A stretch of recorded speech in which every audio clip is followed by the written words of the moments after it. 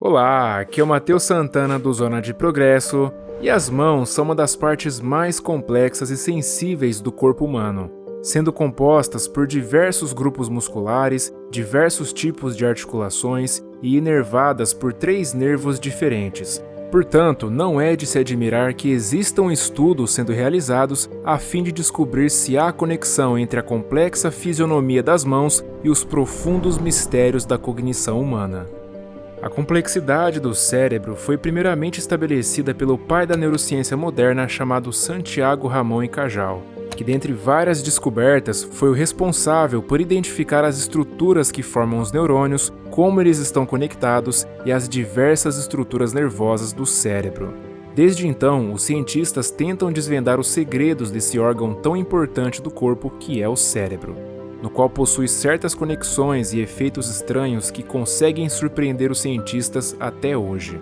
Portanto, não é de se surpreender ao ver que, mesmo após anos formulando a teoria da neuroplasticidade, os neurocientistas ainda estão buscando formular uma teoria coerente sobre como o corpo tem a capacidade de alterar a mente. A neuroplasticidade é a capacidade que o cérebro tem de formar e reorganizar suas conexões neurais como resultado da interação com o ambiente, o que acaba sendo algo muito útil após o corpo sofrer algum tipo de lesão, por exemplo. E uma vez que sabemos que o funcionamento das mãos é intimamente controlado e monitorado pelo cérebro, não é de se estranhar que o efeito oposto também possa acontecer. Segundo o Dr. Andrew Huberman, as mãos humanas possuem vários índices e medidas que podem determinar as funções cognitivas da mente. E um fato importante é que os andrógenos naturais produzidos no corpo podem afetar o desenvolvimento cerebral de uma criança, fazendo com que aqueles índices das mãos também sejam afetados, resultando em efeitos surpreendentemente uniformes na mente humana.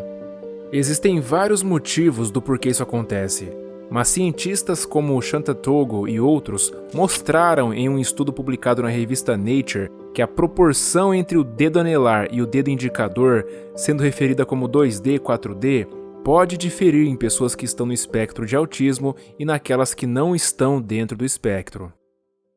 Certas variações complexas e individuais na anatomia também podem ter efeitos importantes e muito interessantes no funcionamento e na morfologia do cérebro. O Dr. Huberman diz que se envolveu em um projeto relacionado a como os andrógenos afetam o desenvolvimento pré-natal e como isso afeta as proporções dos dedos humanos. Esse, inclusive, é um estudo que foi publicado na revista Nature no ano 2000 e que já foi replicado nada menos que 5 vezes. E nesse estudo é mostrado como a desproporção entre o dedo indicador e o dedo anelar da mão direita representa uma maior exposição à testosterona durante o desenvolvimento pré-natal, fazendo com que os homens tendam a ter o dedo indicador um pouco menor que o dedo anelar. O Dr. Andrew Huberman, que já tem décadas de estudos e pesquisas sobre o cérebro, explica que a estrutura da mão humana pode realmente afetar o funcionamento do cérebro. Além disso, sua teoria diz que os hormônios maternos durante a gestação, que diga-se de passagem são andrógenos naturais, podem causar alterações no desenvolvimento cerebral do feto, o que por sua vez induz mudanças no desenvolvimento do corpo, o que inclui os índices mensuráveis dos dedos. As pessoas que foram expostas a um nível elevado de andrógenos dentro do útero de suas mães têm boas chances de apresentar dedos anelares mais longos do que os dedos indicadores na fase adulta. Os cientistas Dr. Christian Pike e a Dra. Margaret Getz descobriram que essas diferenças nas medidas dos dedos das mãos podem estar relacionadas a certas consequências na cognição das pessoas a longo prazo. Para chegarem a essa conclusão, eles conduziram um estudo com um grande grupo focal de 8.000 pacientes com Alzheimer. E o que eles descobriram foi que as mulheres que mais tinham propensão a terem essa doença eram aquelas com uma maior desproporção de comprimento entre o dedo indicador e o dedo anelar. Por outro lado, a exposição pré-natal a níveis mais elevados de andrógenos, na qual resulta no desenvolvimento das mãos com um padrão masculino, ou seja, com menores desproporções de comprimento entre o dedo indicador e o dedo anelar, se mostrou mais provável em preservar a cognição das mulheres durante a velhice.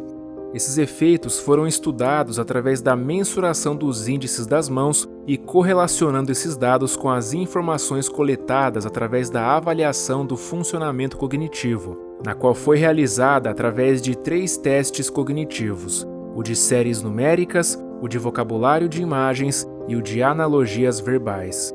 O cérebro humano não só controla o funcionamento de todo o corpo, como também todo o funcionamento da mente, das emoções e do nosso comportamento.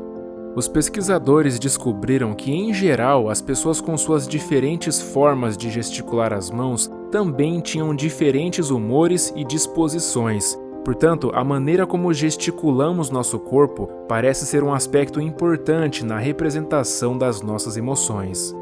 Outra coisa interessante sobre isso é que as pessoas com os dedos anelares mais longos que os dedos indicadores têm mais propensão a seguir um padrão de pensamento mais lógico, o que as levam a serem ótimas na resolução de problemas. Dessa forma, elas tendem a seguir profissões que exijam essas habilidades, como ciência ou engenharia. Por outro lado, as pessoas com os dedos indicadores mais longos do que os dedos anelares tendem a ser mais solitárias e orientadas a objetivos, podendo inclusive serem enquadradas como pessoas introvertidas em alguns casos, embora isso ainda seja muito debatido. Por último, as pessoas com um comprimento igual entre esses 2 dedos podem ser bastante reservadas e propensas a evitar conflitos. Mas claro, tenha em mente que mesmo sendo reservadas e pacíficas, elas também podem apresentar uma personalidade forte.